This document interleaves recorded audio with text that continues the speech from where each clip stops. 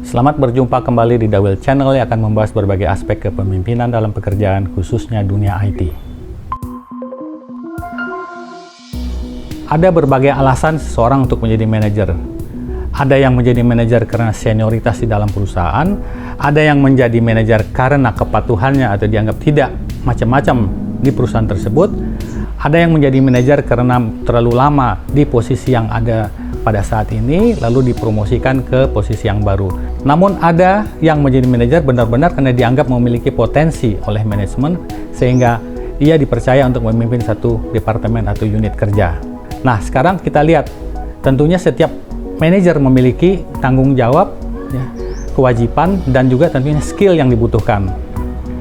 Untuk menjadi manajer yang baik dan efektif, itu ada 3 hal mendasar yang harus diperhatikan, yang kita sebut juga dengan istilah lain 3 imperatif. Yang pertama, yaitu kemampuan untuk mengelola diri sendiri. Karena manajemen itu berawal dari seorang manajer sebagai titik sentral, bagaimana dia bersikap, bagaimana dia berpikir, bagaimana dia menyampaikan apa yang dia inginkan, bagaimana dia melayani anak buahnya, itu menjadi satu hal penting bagi saya manajer untuk mendapatkan kepercayaan dari anak buahnya tersendiri. Karena anak buahnya akan bertanya, apakah bos saya bisa saya percaya atau tidak? Apakah saya perlu kerja keras untuk sang manajer? Nah, jadi titik kuncinya di sini adalah kepercayaan atau trust.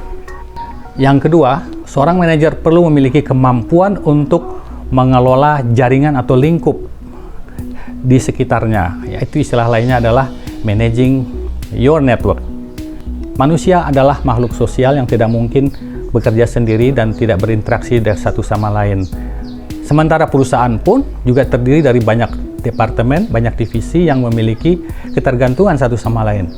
Sumber daya manusia pun terpencar, tidak mungkin ada di 1 atau 2 departemen saja. Nah, sedangkan Anda dalam menjalankan tugas sebagai manajer, itu mungkin membutuhkan tenaga atau sumber daya yang ada di tempat lain.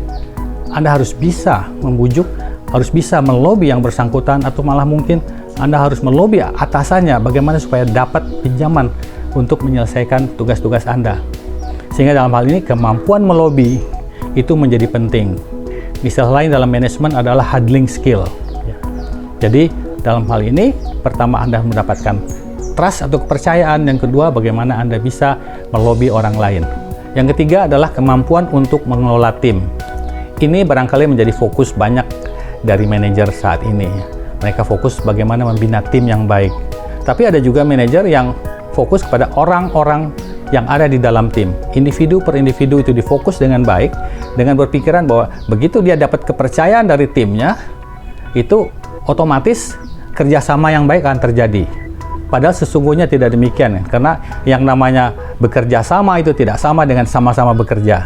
Jadi perlu adanya yang namanya regular meeting antara dia dan anak buahnya. Cuma pertanyaan sekarang, dalam situasi sekarang, mungkin pertemuan-pertemuan secara fisik akan susah. Tapi kita harusnya malah bersyukur ya, dalam situasi sekarang itu kita memiliki banyak opsi untuk berkomunikasi. Ada multi-channel communication saat ini, yang kalau dulu hanya mungkin dengan email, ya dengan telepon biasa, sekarang kita bisa melakukan chatting individual atau per grup. Kita juga bisa melakukan virtual meeting, misalnya dengan Google Meet atau Zoom, ya, sehingga kita tidak ada lagi alasan untuk seseorang datang terlambat kepada satu meeting atau barangkali tidak hadir.